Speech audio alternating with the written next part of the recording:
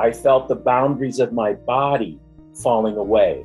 I felt my body merging in that moment with everything. And at the same time, I felt my individual awareness collapsing to a point on the fretboard, becoming one with the fretboard and with my moving fingers on the fretboard. And then I guess a second later, it just expanded. It kind of exploded. And then everything kind of went silent for I don't know how long, but it was this deep experience. And when I came back, so to speak, into my individual awareness, into John, it was different. Seeing the world was different because I now had this perspective of infinity collapsing to a point and then expanding back to infinity, the mechanics of creation. And having had that experience, nothing was quite the same. Everything I looked at felt different. I could feel it inside of me more.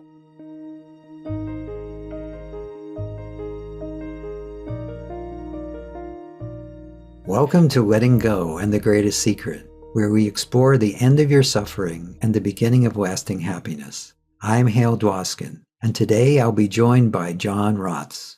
John Raatz is the founder and principal of Visioneering Group, a transformational marketing and public relations agency linking spirit, vision, and holistic values with compassionate communication to promote a positive and sustainable future.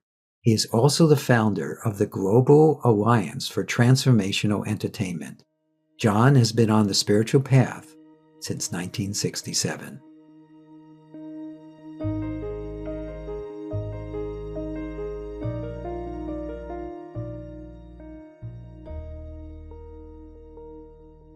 Well, as far as where to start, that's always a conundrum for me. I know. I'm not quite sure whether I start yesterday or, almost 70 years ago. I can't say. Yeah, well, it doesn't really matter if you work backwards or work forwards. Yeah, I guess we all wind up in the same place anyway. That's true. Well, I guess what I'd like to maybe start with is because I have such a deep and long-term interest in entertainment, arts, and media. Yes. But not ordinary, but from a transformational or consciousness perspective. Yes. So very early in my life, around the age of 11, 12, I had some experiences that were apparently to inform the rest of my life.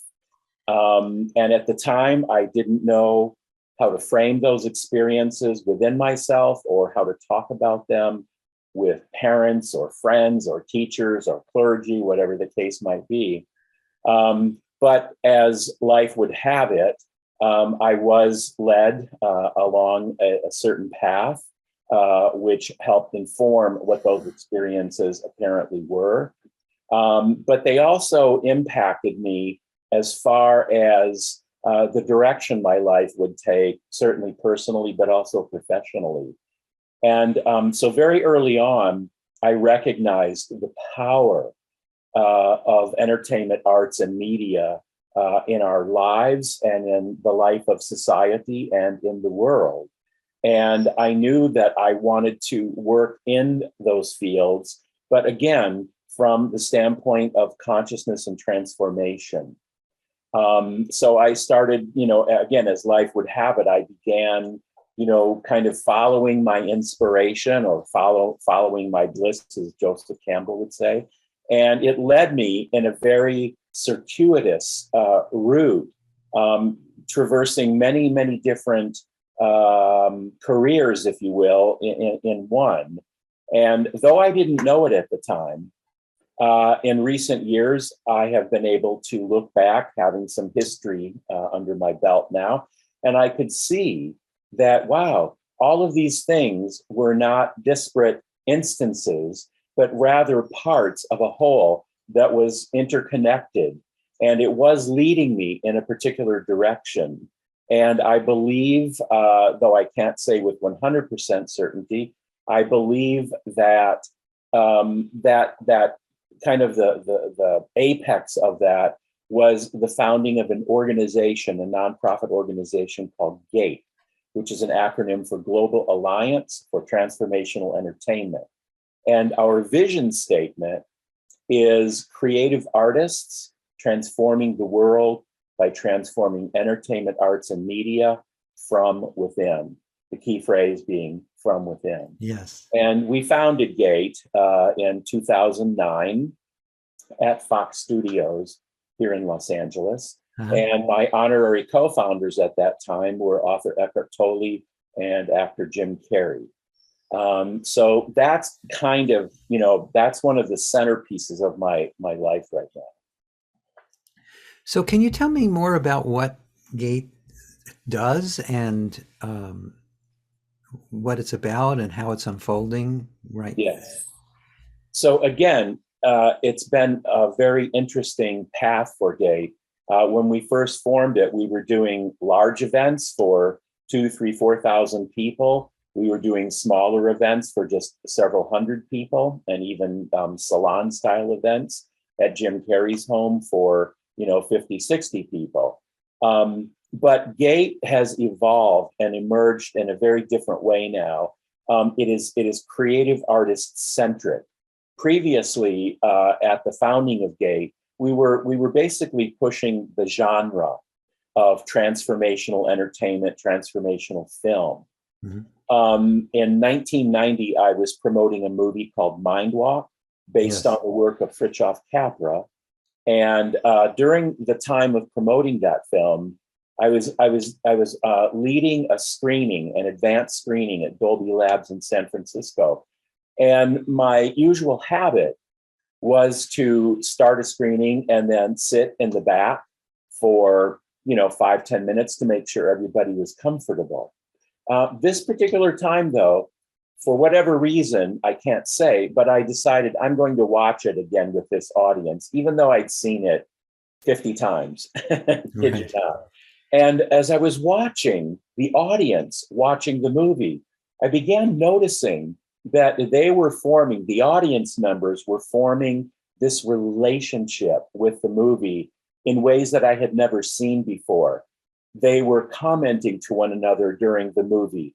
They were elbowing each other and saying, see, that's the idea I was talking about. Right. They were thrusting their fist into the air. They were letting out, verbal signs of approval of the movie, etc. And I watched this relationship unfold during the course of the movie. And at the end, when I was leading the Q&A, before starting the Q&A, I said, so it seems like all of you have had a very transformative experience. And everybody, rose to their feet and clapped. And in that moment, I knew this is a transformational film. And I coined that term, transformational film. Later, a few days later, transformational entertainment, and have been using those terms ever since. And so, Mind Walk is an example of the type of film that GATE wanted to produce or support the production of, mm-hmm. through creating this genre.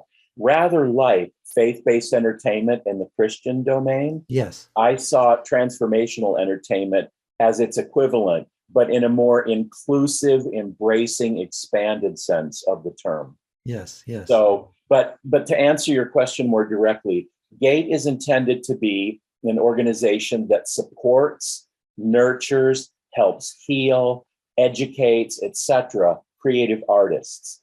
Right now, artists are kind of at a loss oftentimes as to how to move their careers forward.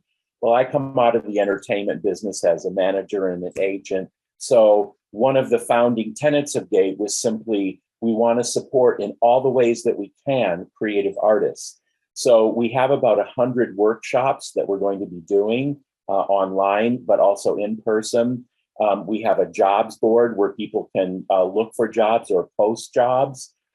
We have various international events. We will be doing our next big GATE event here in Los Angeles in 2022.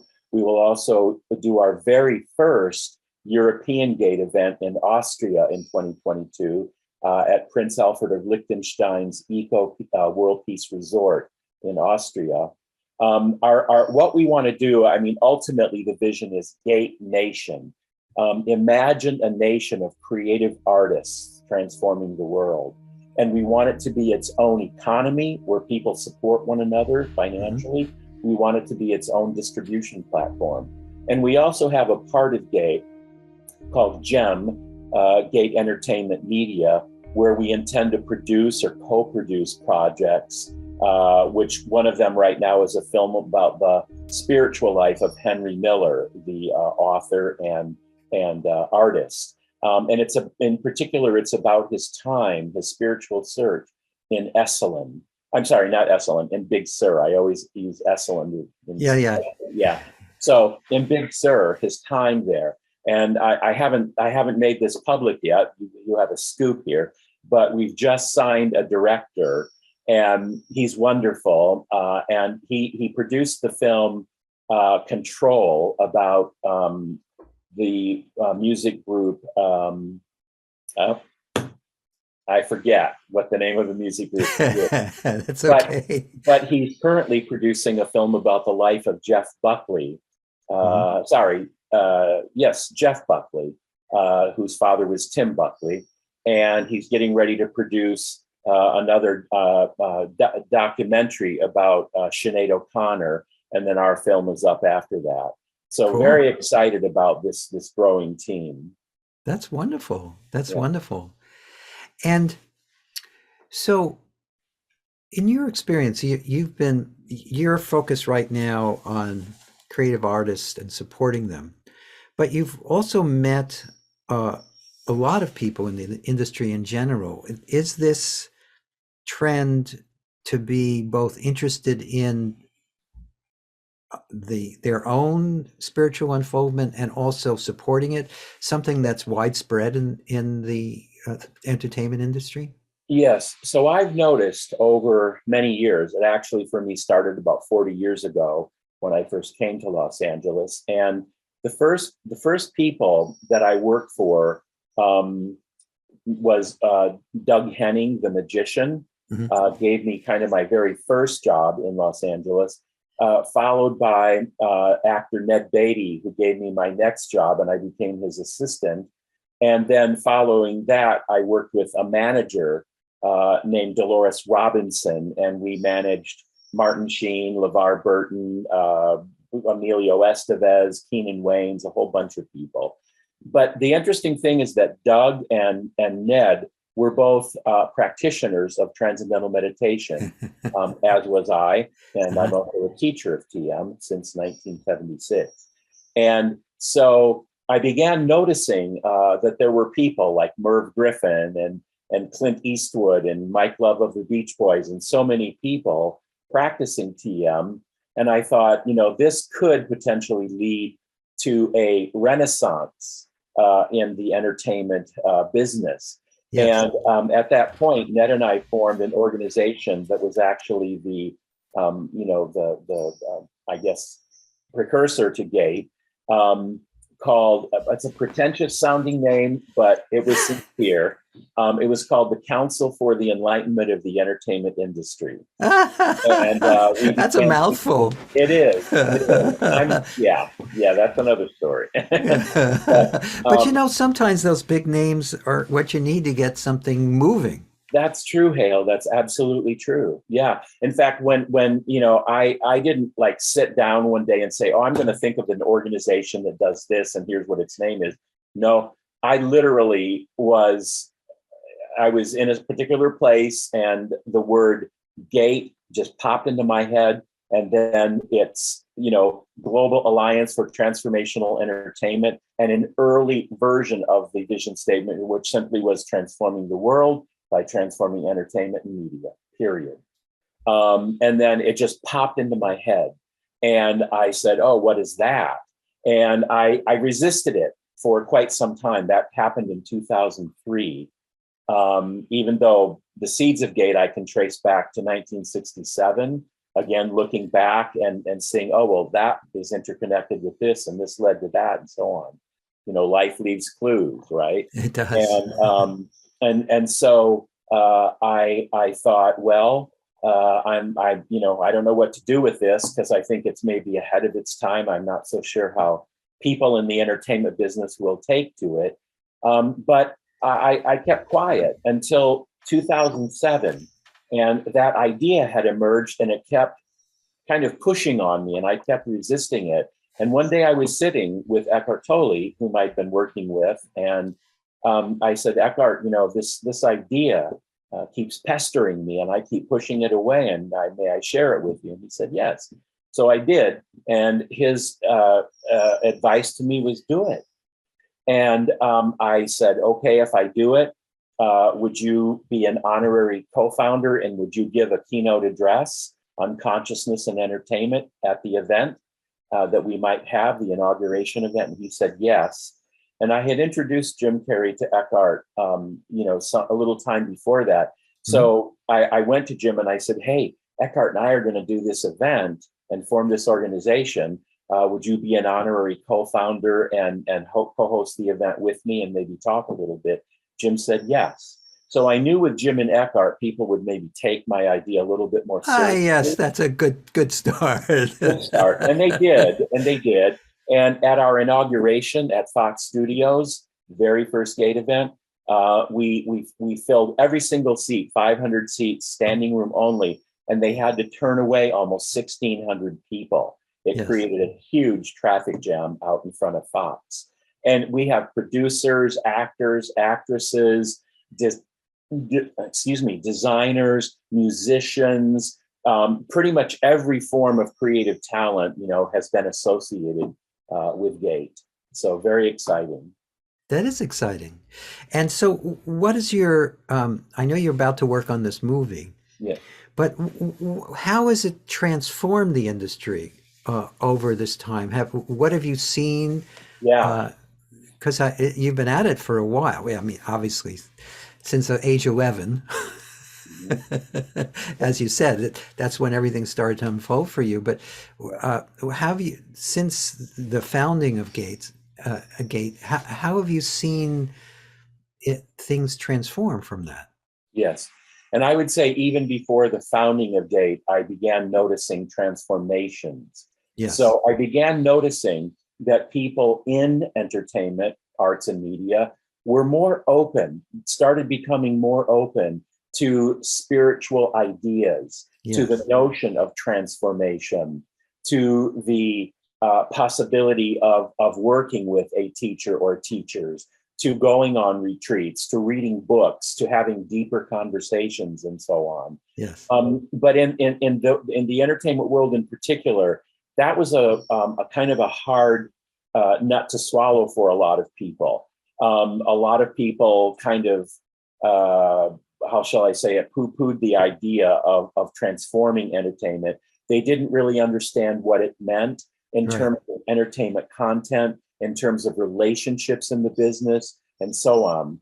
And so as I began explaining more and more to people, even in the studio system, people grew more open to it. And people began asking me to teach them meditation. And they began noticing the benefits of learning meditation and practicing it. And they noticed how it started to impact their work. They noticed that the ideas they wanted to promote through films, in books, in music, and so forth, were more on that level of transformation. I also noticed that I've worked on some 70 films over the years. What the Bleep Do We Know, Peaceful Warrior, Free Trip to Egypt, I Am, Mind Walk, Baraka, so many films. And I began noticing that the studio system and independent filmmakers started to take notice, and mostly independent filmmakers started to want to produce and direct those kinds of films, write those kinds of films. Yes. So I started noticing that. I started noticing that people in general were being affected. People who went to movies like What the Bleep Do We Know, where we had, the team that created that movie, amazing team, just amazing people. Will Arntz and Betsy and Mark and so many people.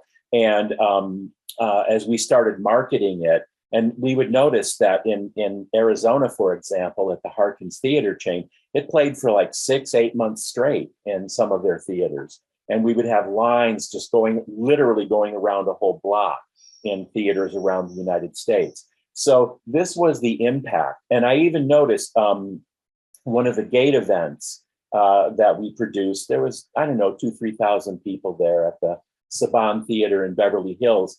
And I started feeling, Hale, that look, if gate is real, I have to be inclusive. And that means I need to invite somebody from the Christian community to speak at a gate event.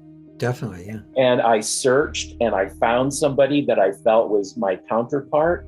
And I called him and I said, hey, here's who I am. Here's what I'm doing. I want to invite you to participate in this. I explained to him what it was and, kind of what the philosophy was.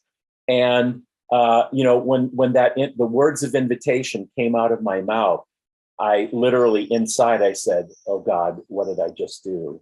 Mm-hmm. And he told me later on that he had the same reaction when he said, yes. Oh God, what did I do? Yeah. But he came and he participated in the event. He was wonderfully received. He said some beautiful things. But what really moved me is after the event, he sent me an email, and I wish I could read the quote to you, but it had to do with Gate was a special event. He felt that Christians, that his theology community could learn a lot from Gate and could be more like Gate, be more inclusive, more harmonious, and that he would like to keep the dialogue going. It really impacted him. It's on our new Gate site that will be going up soon. So that was another impact. And then the numbers of people who've contacted me, I would say almost on a weekly basis saying, hey, because of Gate, because of a Gate event or two we attended, we started this company, we started this collaboration, we produced this, we produced that. So I can tangibly see that this orientation, in a sense, gave permission to people to undertake a deeper exploration into entertainment, arts, and media. Yeah, well, that's beautiful. And when you look at the world right now, it's got one or two things going on. How do you see this impacting that? How can what we're doing, I do it on a much smaller scale than you, but how do you think what we're doing can help that whole thing that's going on the planet? Yeah. Well, I love that question. And I don't have a particular answer for it. I can say that I suppose we could consider that question on a few levels. Yes. If we considered it on the level of consciousness itself, what some people, a term they might use is non-duality, yes, then it's all of these things are appearances that are happening, and we don't have much to say or do about it. Probably not anything. Yes.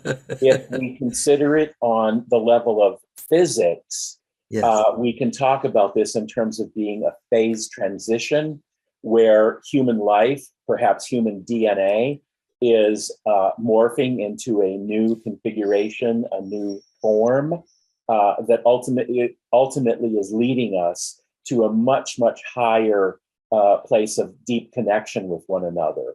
Yes. And of course, there's the level of activism, and there's the level of various philosophical theories. I guess it depends on who you're talking to and what ground do you want to assume in that particular way. Sure. And do you sense something I'm sensing, not just with the community of the people who do our work, but and the people I've been interviewing from many other like-minded communities? Yeah.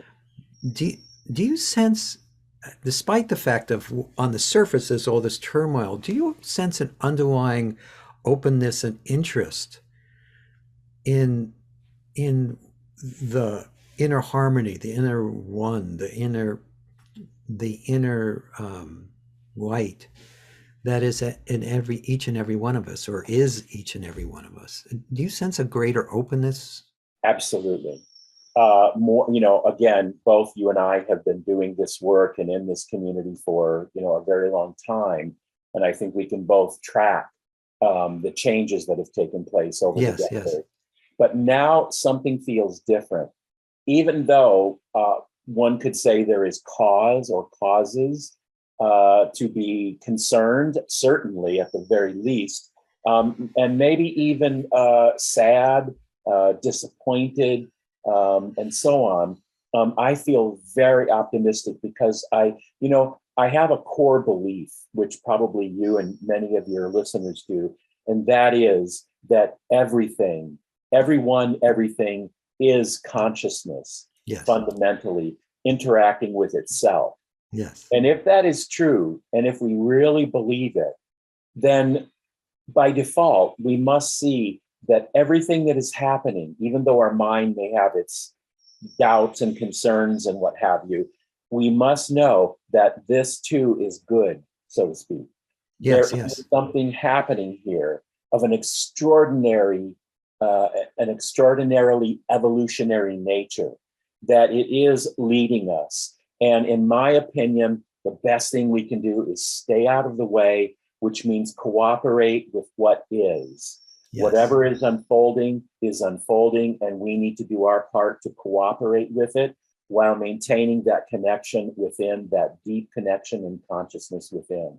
Yes, yes. The more we allow what is to be the way it is, we can also, just by our willingness to allow what is to be, we often see things that other people wouldn't, or we can lead people to seeing things that they wouldn't be able to see on their own. Yeah. And in doing that, I think it helps shift things in a positive direction. Lester Levinson, the man that you know that inspired this work that I do, used to say that he used to predict that this time period would happen and there'd be a tremendous amount of external turmoil, Yes. which we're seeing. But he thought that it was an incredible invitation or an opportunity for us to stop looking away from ourselves to find ourselves. He said that this time period is an invitation for us to make a U-turn back to you, not you, personal you, the artificial one that we all relate to so dearly as though it's real, but the real you that is shared by all that is. And Beautiful. and I think I think that's happening, and it's not just happening in one community, it's happening planetarily, it feels like. Do you sense that too? I do. And to answer your previous question now in this context, so when I use the word artist or creative artist or maker, or creator even, I use these words interchangeably. It means anyone who is a filmmaker, a musician, a singer-songwriter, actor, actress, poet, dancer, fine artist, anyone who uses the arts. And most artists, if they really explore within themselves, they know or they will realize that they create because they have no choice, and that they are attempting to put works of art in the world to make the world a better place. There's a phrase I use that, creative works are structured in consciousness and are different in different states of consciousness. And this idea, this principle explains why we are drawn to the types of arts that we are drawn to, and why we may be repelled, by certain types of art, whereas for somebody else, it is uplifting to them. But it's all rooted in consciousness. And in this regard, I believe that all works of art, come from that unmanifest, unbounded, infinite consciousness, I am, and they are presented to the world to share with the world. And artists are there to basically say, you're looking over here, but I'd like you to look over there or over here, because you're missing something really important. Yes. And that's the great role of art and artists. That is their job in the world. It's one of their jobs in the world, so to speak. Yes. And so I think that people who are, and I hate to use the word consciously creating, but I'll use it because your audience understands it. But people who are consciously creating fine art or poetry or songs or films, they're doing so because they want to share a perspective and understanding, ideas that they feel will be helpful to people, that they feel like even a film, a film is a journey. It's a journey of story that takes you from here to here. And to me, the best films embody a transformational viewpoint, humanistic values, and really help people understand themselves more deeply if they choose to look at it that way and not simply just as a story. So that's the great value of entertainment arts and even media. And regarding media, people journalists, let's say, they went to J school and they were taught a definition of news that encompasses, 20 some values, such as celebrity, novelty, if it bleeds, it leads. There's about 20 values they use to define news. Uh-huh. And Gate has been promoting the idea that we need universal, humanistic, holistic values to help redefine what news is. We're not saying get rid of those other values, but add these values to it because it will make your coverage much more appealing to the news stories, much more appealing to people because we're sharing the amazing things that are going on around the world, the amazing people, the amazing developments, the amazing organizations who truly are helping to transform the world. And that's the kind of news I want to hear, and I would like other people to hear. Yes, yes. And if you look at the end of even just the traditional 5:30, 6 o'clock, 6:30 news, yeah. they're trying to go in this direction. I think they sense it. You Yeah. can, they try to end. It's not that always that transformational, but at least it's stories of courage, stories of perseverance, stories of love and sharing and compassion. Absolutely. And I think that's a wonderful trend. It's a wonderful trend. And I think it's positive. Yeah, very positive. And, I can say, Hale, that over the last, 20, 30 years, I've received proposals from many, many people, similar ideas of starting a TV network, of some kind of a channel, etc., that advocates for this positivity in news. And Gate, actually, one of Gate's projects is a project that examines through acting skits. It condenses a 24-hour news cycle into an evening, about 3 hours, showing people what does a transformationally oriented financial news program look like. Well, it talks about socially responsible investing, among other topics. Yes. It actually teaches people about financial literacy that most people don't really have not been educated with. So let's teach people about how to invest and take care of yourselves financially. And then, what are some of the other programs? Well, any kind of programming you would find on any particular network, you could find in a transformational media network, but with that twist of transformation added. So yes. Obviously health programs and the cooking programs might feature vegan and vegetarian programming, etc. And I don't want to get too crazy about, the strictness of it all and sort of, trying to push ideas onto people that may actually turn them off. Right. But I think there's room for a channel, certainly now, with this type of program. No, I 100% agree with you. But, before we talk more about that, I wanted to circle back something about, you said about creation and artists. I think the way I've experienced it is when I lead seminars, or whatever you want to call them, retreats, whatever, the speaking happens from a place of emptiness. there's no Hale speaking, none. Yes. And that's the only way I know how to do it. And I think, and I've done art. I haven't done it in a long time, but when I did it in the past, when I drew or painted, it came from the same place. That if I was thinking about it, that was nothing happened. But Beautiful. if it was coming from that empty fullness, that is what we all are ultimately. When it came from that, it had a resonance and a truth, but also that's transformational in the act. So I think that artists are, they're transforming the world as they transform themselves. And good art and good acting, and well, that's an art too, but that's another example. It's coming from this place of this empty fullness. There's no thought to it. It's spontaneous, it's open, and it leaves the audience and the artist transformed. Would you agree with that? I couldn't have said it better. Oh, okay. And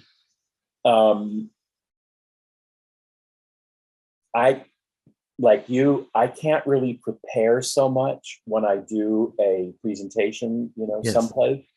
I just trust that will move in my place and say what needs to be said. Yes. And like probably you understand when I say that even now during this interview, because I don't know the questions that are going to come up, I just trust that, some answer will be there. Hopefully it's appropriate.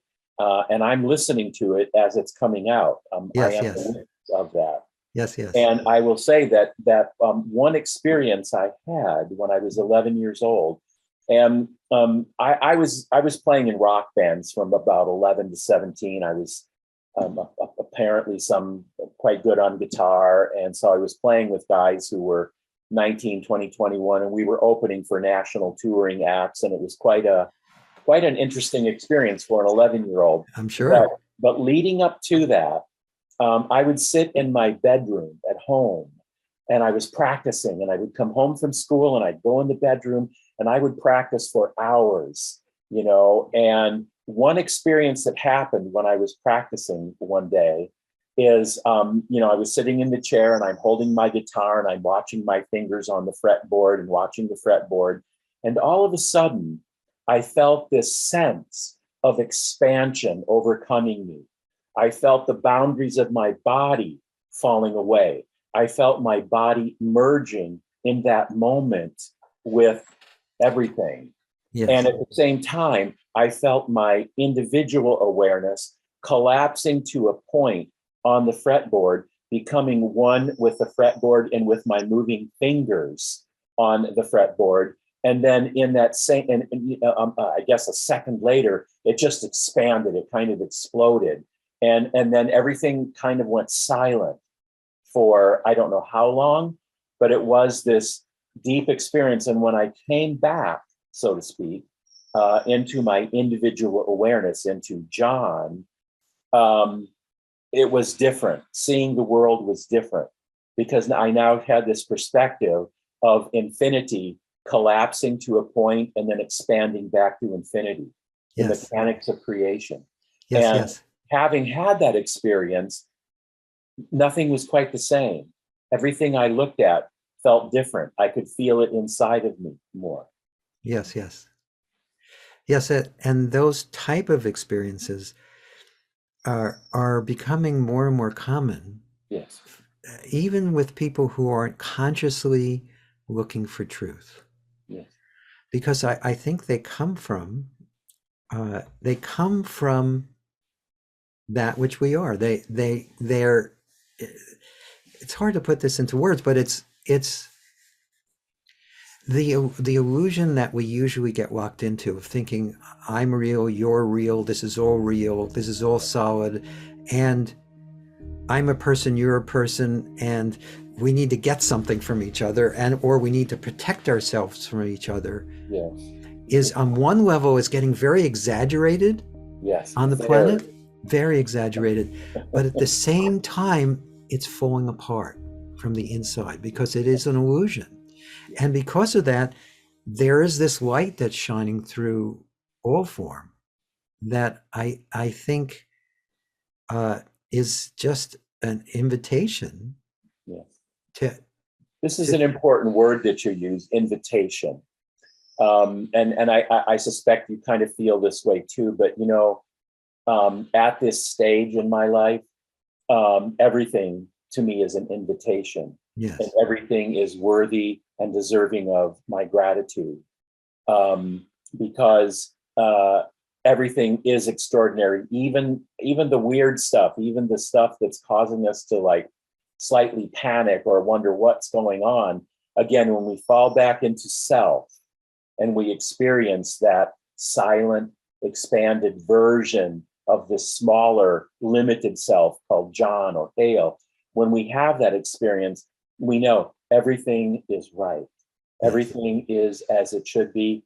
And let's be grateful for the totality that is unfolding right now. Yes, yes.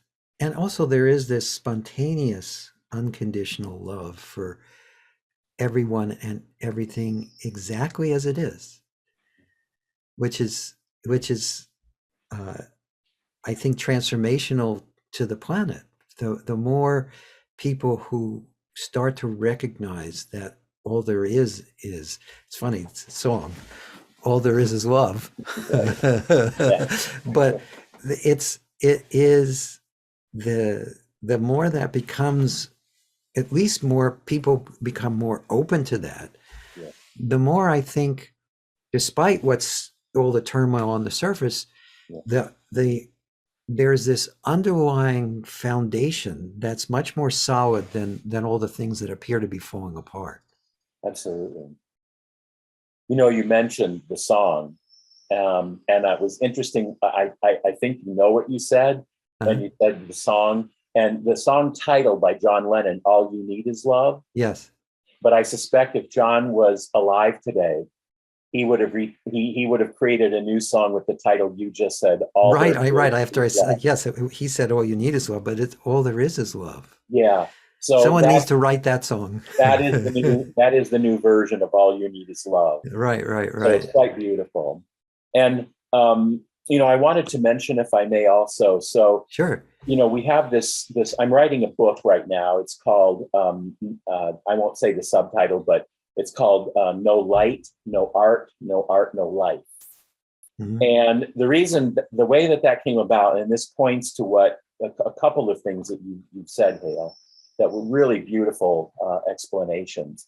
I was walking down the street one day near my home in Venice, and I was walking, and I walked past someone's home, and I could see into their living room, and hanging on the wall was this gorgeous painting, and it was very beautifully lit. And I stopped and I admired it, and it got me to thinking about, the power of art to impact and transform. Yes. And I continued walking, and then somebody rode past me on a bike, and music was playing, and it's like, oh, I love that song, I love that artist, and I'm kind of thinking about that. And I come to Abbot Kinney Boulevard, and I'm walking down Abbot Kinney, and in a storefront, there's a television monitor, and of all things, it's playing a trailer from one of my all-time favorite films. The film is Being There, starring Peter Sellers. Yes. And so I stop and I literally watch the whole trailer, and then I keep walking, and I'm thinking about, wow, how great film is as a vehicle to transform. So I'm starting to kind of go deep in myself, considering fine art and music and film and how important it is, how necessary it is. And then I have this shift where there's this realization, and it's kind of like one of those duh type of realizations. Yes. Everything is art. There isn't anything that isn't art. The pavement is art. The sky is art. The architecture, the fine arts, it's all art. And I'm really deep in that, Hale, and I'm starting to kind of lose myself. I'm walking down the street, but I stop, and I'm just kind of really having this inner experience of sorts. Yes. And then all of a sudden, I hear a voice that says, imagine if the creative artist disappeared. Unthinkable, unimaginable, unbearable. Uh-huh. Ah. And for a moment, for a split second, I felt life without any type of art in it. And it was terrifying. Yes. And I came back and I wrote down the experience, and it became the Gate Sutra. No light, no consciousness, no art. No art, no life. Yes, yes, yes. Unbearable.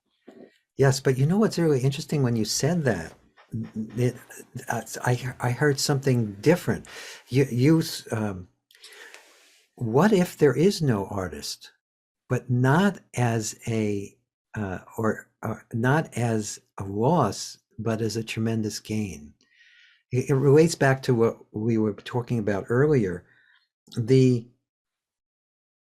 As you've experienced, when you perform or when you're producing or when you're doing something you love, that sense of separate personality dies a little bit. Yeah. And that is what we're, on some level, in everything we do, I believe that's what we're looking for, whether we're artists or not. But artists actually live that more because they're willing to take more risks. They're reaching out more. They're trying to express their truth through whatever art form they're trying to express. Yeah. But they actually, in my experience, not in a negative way, in a very positive way, the separate individual actually dies a little bit when they really are, when the artist disappears and there's just art, whatever the art form is. Yeah. And so I believe that's also another a very powerful invitation, not just for artists, but for everyone. For everyone, because it is indigenous to everyone's soul or spirit. It is who we are at the most fundamental, most basic level, by whatever name you choose to call it. Now, one thing I would clarify from my perspective. Yes. To me, it's not that a little part of the individual self dies. I don't experience it that way, but I do experience that it recedes to the background, and that the creator, by whatever name you choose to give it, becomes more expanded, more the foreground.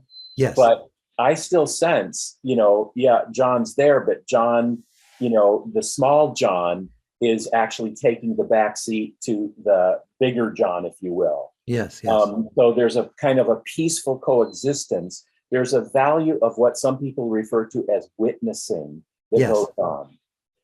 Where there is, the dynamic self is there in the background, and maybe even there's some thoughts going on or emotions or what have you. But that big self really encompasses it. And absolutely, absolutely. Well, I'm glad you brought that up, because I didn't mean that as a denigration in any way of any Johns. Yeah. It's more about what I think, again, trying to clarify what I said and to take off on what you said. I think what happens, it goes from only this to and this. Yes, yes. Because most of it, and that's also where there's so much turmoil on the surface on the planet right now. It's only this. No, it's only this. It's only this. And you're wrong for thinking it could be anything else. But when the personal perspective that we all feel locked into disappears even a little, it becomes more and more an and. It includes everything. It includes every human experience and every form. Beautiful.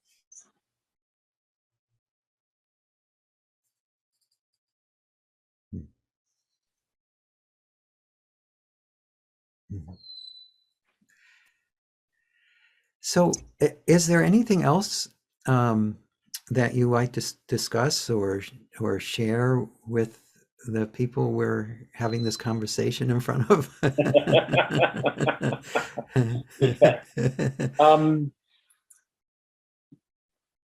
I guess one thing, because is it Kadi? Oh, Katie. Katie. She asked me if there were any books I wanted to recommend, and I just grabbed four thoughtfully. I grabbed four off from one of my bookshelves, and I just wanted to mention these titles. Sure. Go right ahead. Your listeners are interested in them, but I want to call attention to one book called Creative Calling. It's a wonderful, wonderful book. The subtitle, Establish a Daily Practice, Infuse Your World with Meaning and Succeed in Work and Life. Beautiful book.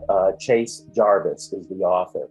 Another one is by Tom Shadyac, the movie director. I worked with Tom on his film, I Am, and he's done many, many films with Jim and various other people over the years. But he wrote this wonderful book called Life's Operating Manual. And he has these things in here called the Fear and Truth Dialogues. And it's a lovely book, and I recommend that.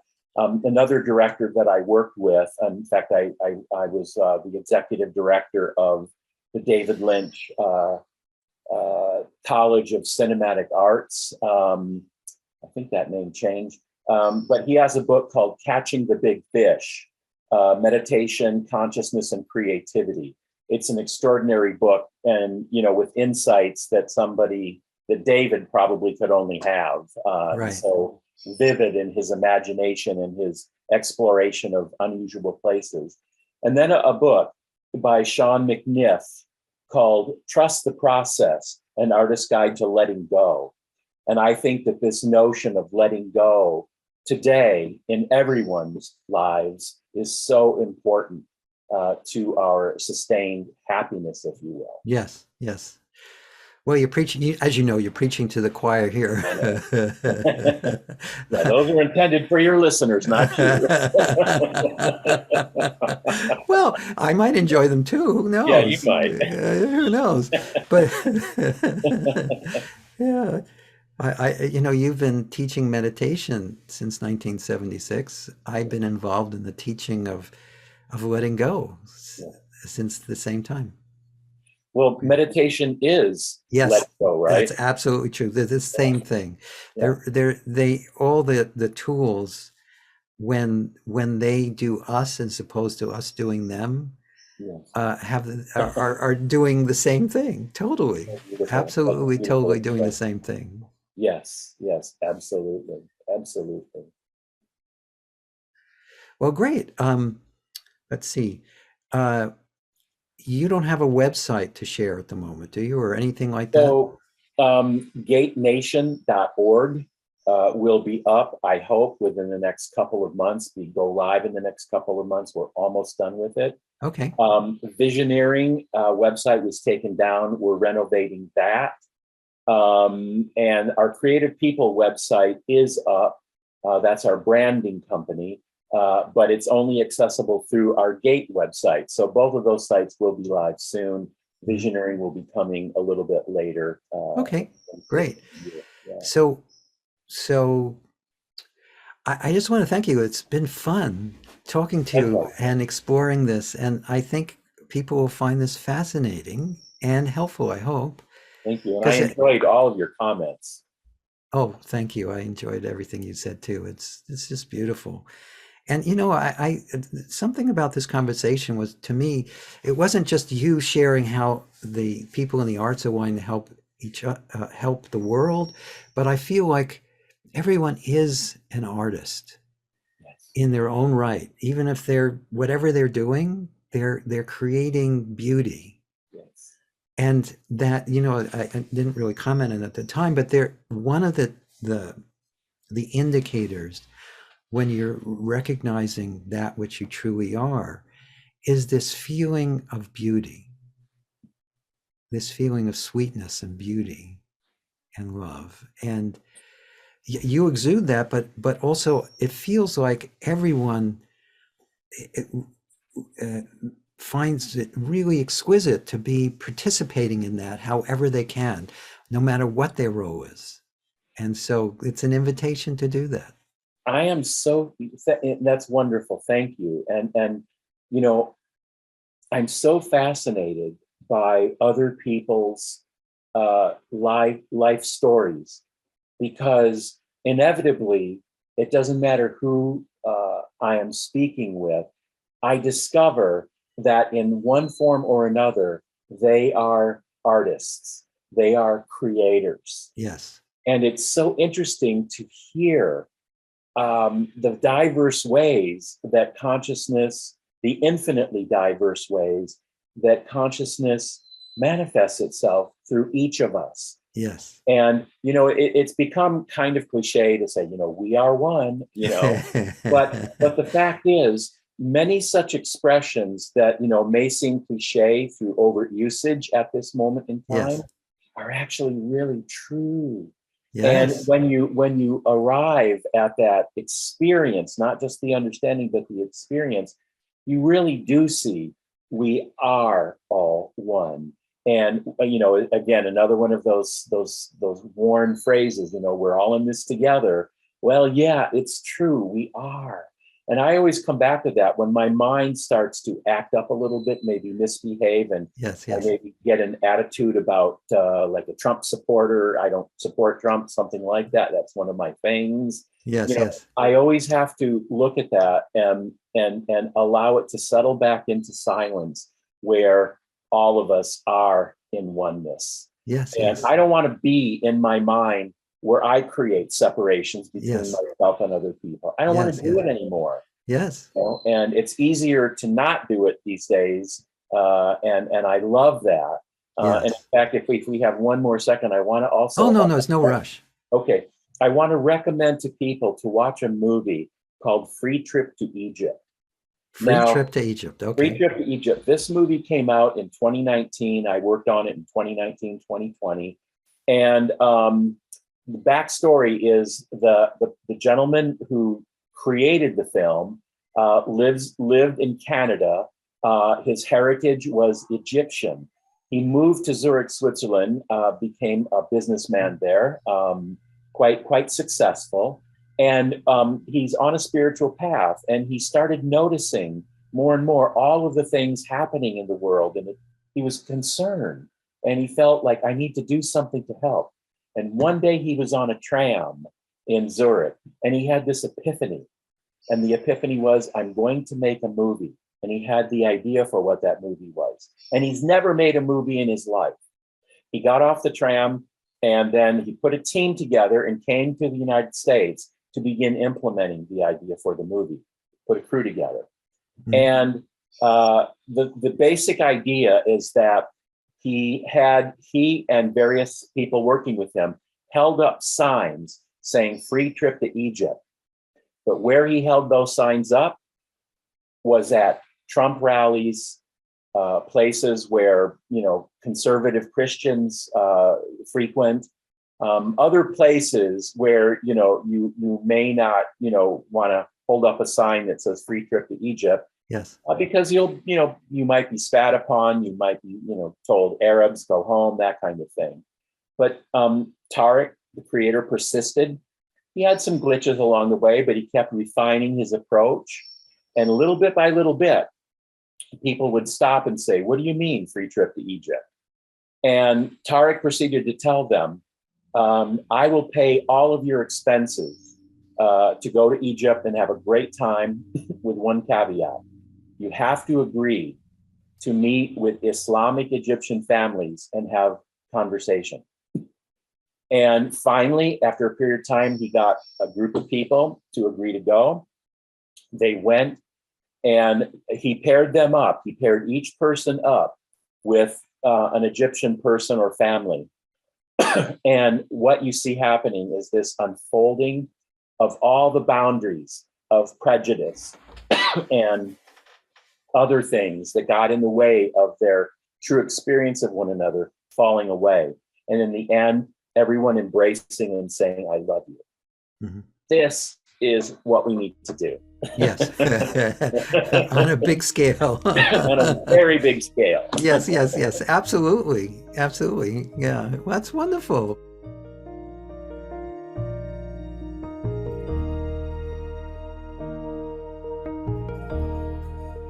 I hope you enjoyed our conversation with John Raatz. You can learn more about John at gatenation.org. That's GATE nation.org. If you've enjoyed this podcast, please subscribe so you can have immediate access to future episodes. Please give us a 5-star rating and share it with the people you care about. If you'd like to learn more about my work, my mentor Lester Levinson's work, and the Sedona method, please visit www.sedona.com. As you explore our site, you'll learn the key to lasting happiness, success, peace, and emotional well-being. We have books, courses, events, and plenty of free material to explore. Again, go to sedona.com. That's SEDONA.com. Thank you for being here, and we'll catch you on the next episode of Letting Go and the Greatest Secret.